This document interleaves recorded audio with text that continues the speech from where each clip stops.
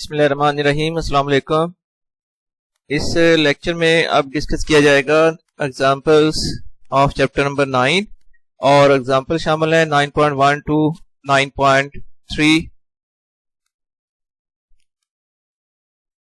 सबसे पहले एग्जांपल 9.1, इसकी स्टेटमेंट समझनी होगी। पहले distance between the slits in Young's double slit experiment is 0.25 centimetre.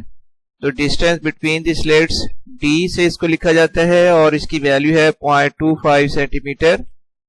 और सेंटीमीटर को मीटर में कन्वर्ट करने के लिए डिवाइड कर ले 100 से, तो ये 0.25 को 100 से डिवाइड करने के बाद ये वैल्यू आ जानी है 0.0025 मीटर।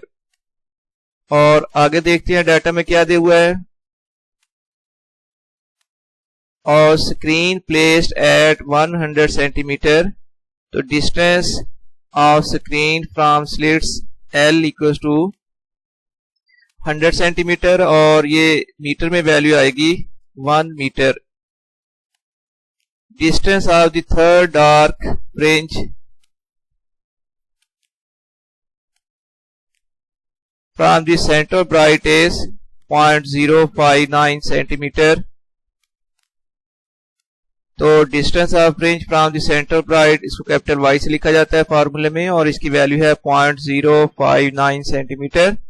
इसको भी मीटर में कन्वर्ट करना है, 100 से डिवाइड करेंगे तो 0.00059 मीटर। और find the wavelength.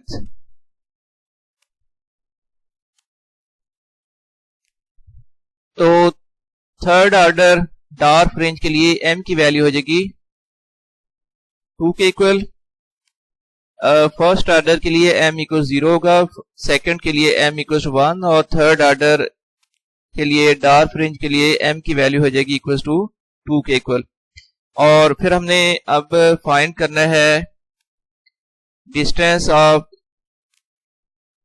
Fringe from central bright, y की वैल्यू 0.059 ये हम लिख चुके हैं। कैलकुलेट करनी है वेवलेंथ। तो इसके लिए रिलेशन डबल स्लिट एक्सपेरिमेंट के लिए डार्क फ्रिंज या डिस्ट्रक्टिव इंटरफेरेंस के लिए कंडीशन होती है y equal to m plus half lambda l over d। Values put करें अब। तो y equal to 2 plus 1 over 2 equal to 0.5 lambda l over d। ये फिर वैल्यू आती है 2.5 lambda l divided by d। Cross multiply करें अगर तो d मल्टीप्लाई हो जाएगा y के साथ, yd आ जाएगा और इक्वल्स फिर आ जाएगा 2.5 लैम्डा l। इस तरह 2.5 lambda l equals to yd, lambda equals to आ जाएगा yd ओवर 2.5 l। अब राइट साइड के रिलेशन में वैल्यूज पुट करनी है। 0.00059 मल्टीप्लाइड बाई d की वैल्यू है 0.0025 over 2.5 multiplied by l equals to है 1 मीटर। इसका ये वैल्यू आती है 590 10⁻⁻9 इक्वल्स टू आ जाएगी 590 नैनोमीटर।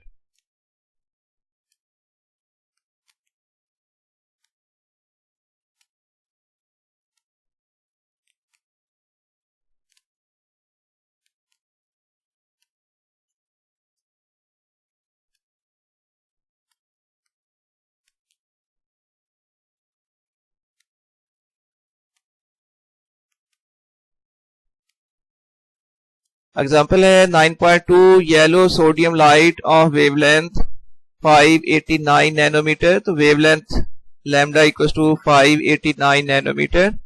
मीटर ये में वैल्यू आ जाएगी 589 10⁻⁹ मीटर।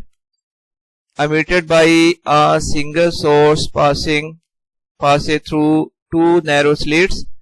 और स्लिट्स के दरमियान डिस्टेंस भी दिया हुआ है 1 मिलीमीटर। तो separation of slits d equals to 1 millimetre और ये वैल्यू आ जाएगी 1 into 10⁻³ metre. The interference pattern is observed on a screen 225 centimetre away. तो distance of screen L equal to 225 centimetre. Metre में कन्वर्ट करने के लिए इस वैल्यू को डिवाइड कर लें 100 से। इस तरह distance of screen equal to आ जाएगा 2.25 मीटर। और फाइंड करना है हमने how far apart are two adjacent bright fringes, यानी टू कंसेक्टिव फ्रिंजेस के दरमियान डिस्टेंस फाइंड करना है, जिसको हम फ्रिंज स्पेसिंग कहते हैं। तो फ्रिंज स्पेसिंग की वैल्यू एक्चुअली हमने कैलकुलेट करनी है। तो फ्रिंज स्पेसिंग के लिए रिलेशन होता है lambda Y equal to lambda L over D. Value put करें अब 589 10⁻⁹ मल्टीप्लाइड बाई 2.25 ओवर डी की वैल्यू है 1 10⁻⁻3। इस तरह ये वैल्यू कैलकुलेट हो जाएगी 1.33 10⁻⁻3 मीटर, जिसको आप लिख सकते हैं 1.33 मिलीमीटर। ये न्यूमेरिकल एग्जांपल अब कंप्लीट हो गई।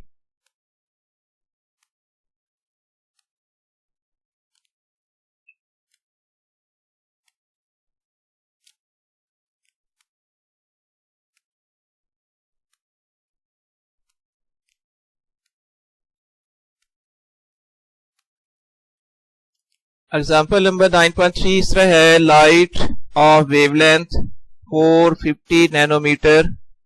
Wavelength lambda equals to 450 nanometre equals to आ जाएगी वैल्यू 450 10⁻⁹ मीटर। और number of lines per centimetre n equals to 5000 lines per centimetre. और हमें कैलकुलेट करने के लिए कहा गया है how many orders of spectrum. Order of spectrum n की वैल्यू कैलकुलेट करनी है और डिटरमिन दी एंगल कोरस्पॉन्डिंग। तो कोरस्पॉन्डिंग एंगल थीटा की वैल्यू हमने फाइंड करनी है। तो d sine theta equal to n lambda.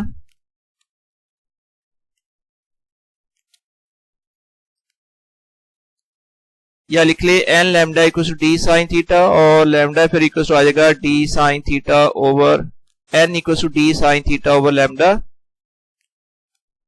और अब इसमें d फाइंड करना है grating element length over number of total lines.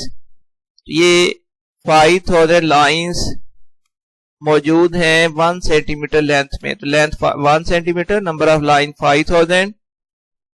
तो इस सेंटीमीटर को कन्वर्ट कर लें मीटर में तो 0.01 मीटर ओवर 5000। इस तरह d यानी ग्रेटिंग एलिमेंट की वैल्यू हमने फाइंड की है, वो इक्वल टू आ गई है 2 10⁻⁶। ये वैल्यूज अब इस क्वेश्चन 1 में पुट की जाएंगी। Putting values in question number 1। फिर n इक्वल टू आएगा 2 10⁻⁶ multiplied by sign theta over 450 10⁻⁹। और यहां पर कंडीशन ये थी कि हाईएस्ट ऑर्डर फाइंड करना है। हाईएस्ट ऑर्डर के लिए साइन थीटा की जो वैल्यू है वो मैक्सिमम करनी है आपने। और साइन थीटा की मैक्सिमम वैल्यू तब होगी जब थीटा की वैल्यू इक्वल हो जाए 90 degree. For highest order theta equal to 90 degree. तो अब n फिर इक्वल टू आएगा 2 10⁻⁶ multiplied by sine 90 over 450 10⁻⁹। Sine 90 की वैल्यू होती है इक्वल टू 1। बाकी ये दो वैल्यूज की जब डिवीजन की जाएगी तो n इक्वल टू आता है 4.4। लेकिन कंप्लीट ऑर्डर्स जो है वो 4 आएंगे। 4.4 के बाद जो 0.4 है वो चूंकि कंप्लीट ऑर्डर नहीं है, तो जब आपने काउंटिंग करनी है तो काउंटिंग हम करेंगे 4 तक। ये इसका मतलब टोटल 4 ऑर्डर्स बने हैं। और हर ऑर्डर के लिए अब हमने कैलकुलेट करनी है एंगल थीटा की value. Again D sine theta equal to N lambda, और साइन थीटा फिर इक्वल टू आ जाएगा N lambda over D. So n multiplied by lambda की वैल्यू है 450 10⁻⁹ ओवर d की वैल्यू है 2 10⁻⁶। इस तरह ये वैल्यू आ रही है sine theta equals to 0.25225 n, या थीटा इक्वल्स आ जाएगा साइन इनवर्स 0.225 n। अब टोटल 4 ऑर्डर है, हर ऑर्डर के लिए आपने थीटा की वैल्यू फाइंड करनी है। तो फर्स्ट ऑर्डर के लिए n की वैल्यू पुट कर ले 1, फिर थीटा 1 इक्वल आएगा sine inverse 0.225 multiplied by 1 equals to 13 degree. Second order के लिए थीटा 2 की वैल्यू के लिए n इक्वल्स टू 2 पुट कर लें, तो साइन इनवर्स 0.225 मल्टीप्लाइड बाई 2, ये वैल्यू आ जाएगी 26.7। और इसी तरह थर्ड ऑर्डर के लिए n की वैल्यू 3 पुट की है, साइन इनवर्स 0.225 मल्टीप्लाइड बाई 3, तो इस तरह थीटा 3 की वैल्यू आ गई है 42.5 डिग्री। और लास्ट में फिर फोर्थ ऑर्डर के लिए थीटा 4 इक्वल आएगा साइन इनवर्स 0.225 मल्टीप्लाइड बाई 4, और ये वैल्यू इक्वल टू आ जाएगी 64 डिग्री। और इसके साथ ये लेक्चर कंप्लीट करते हुए अब मैं आपसे इजाजत चाहूंगा। अल्लाह हाफिज।